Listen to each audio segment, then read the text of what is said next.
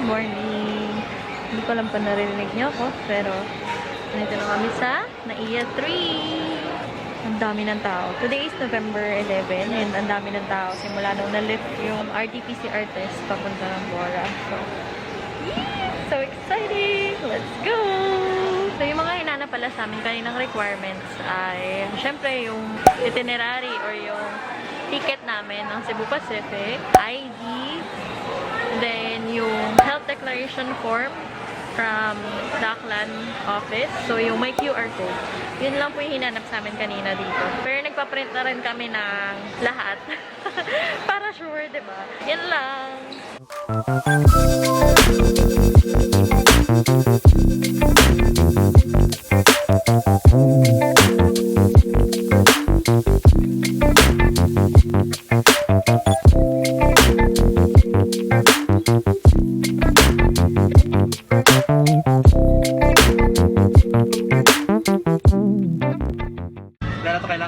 Wala na po. Medyo madilim, guys. Hi, guys! Pauwi, di ba? Ha? Pauwi, kailangan ba yung documents? Yes po, of course. Hey, guys! Dito na kami ngayon sa van. Transport namin to from the airport, Katiklan Airport to our hotel. So, airport to port, then port to hotel. Ang binayaran po namin dito is 850 pesos lang. Back and forth na po. O, diba? Kasi kapag dun ka nag-book sa Katiklan Airport, magabayad ka ng around 1,300. Tapos, kapag hotel naman, sumundo sa'yo is from 1,500 to 2,000. So, sulit na po, 850 pesos. Please book kay Miss Paula Lopez. So, I'll just put her Facebook down below or yung contact number niya.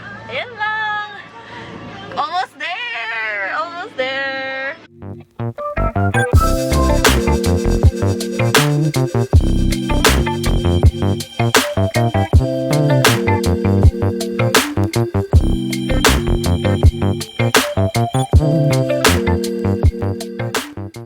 Hi! Ano po pangalan nyo? Hi, Mon.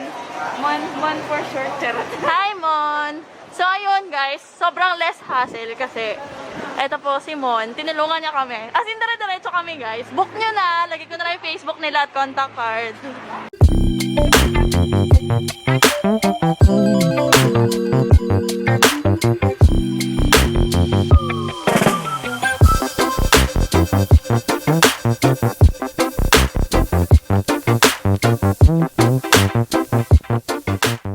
We're here na po sa Boracay and ayan guys, nasa Boracay na tayo.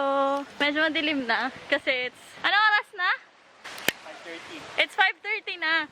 So medyo madilim na siya, but inabot namin yung golden hour kanina and I was so happy.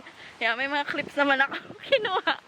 Pero ayan, galakad na kami papunta sa hotel namin. Ang hotel namin na nabook is Boracay Ocean Club dito sa Station 3. Konti lang yung tao dito. Update ko na lang kayo pag nasa hotel na kami. Bye!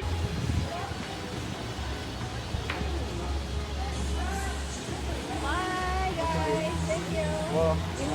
Salamat. Hello guys! Nandito na tayo ngayon sa ating hotel room. So originally, ang nabook ko, naubusan kasi ako nung preferred room namin. And then pagdating namin dito, good news! They upgraded our room from a standard room to a full access room! Oh my gosh! Okay, I'm gonna give you a room tour ng aming upgraded room from Boracay Ocean Club.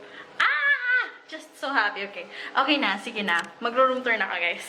Okay. So, from the door, ito yung aming bathroom. May provided ng shampoo, body wash, hand towel, sink. Ayan.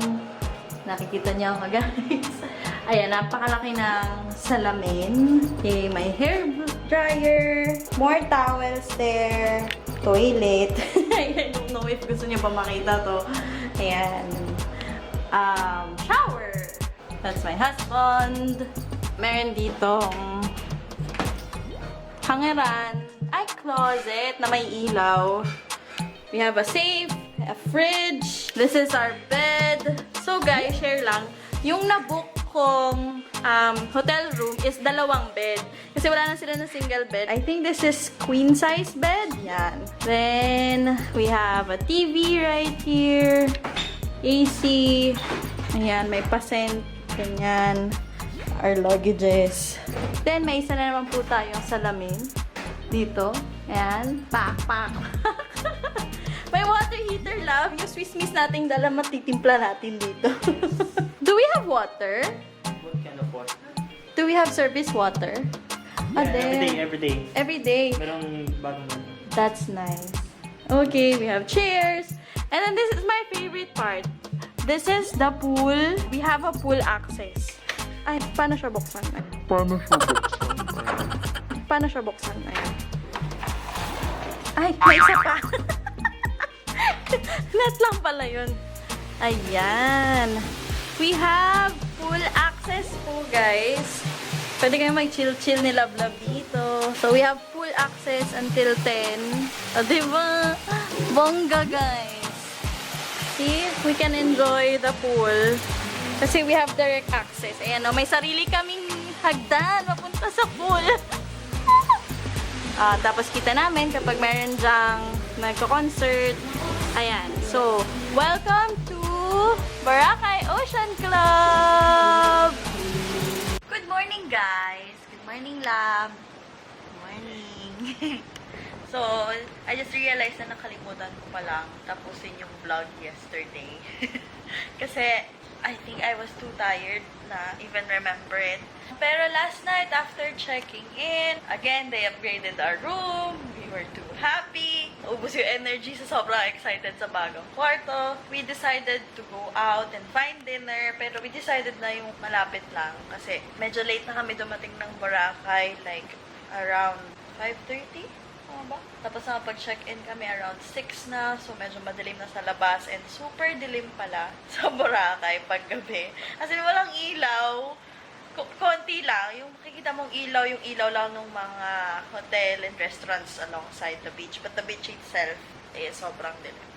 Yesterday, or last night, may nakita kaming nag-iihaw ng isaw, pork, hotdog. So, we decided na yun na lang yung kainin namin. Kasi yun yung pinakamalapit. And it was so good, and it was so cheap. So, ayun. Then, we just went back and slept. Kasi alam mo na, bayaning puyat from the BPO industry. So, after shift, diretso Boracay. So, almost 24 hours kaming gising. So, we just slept all night.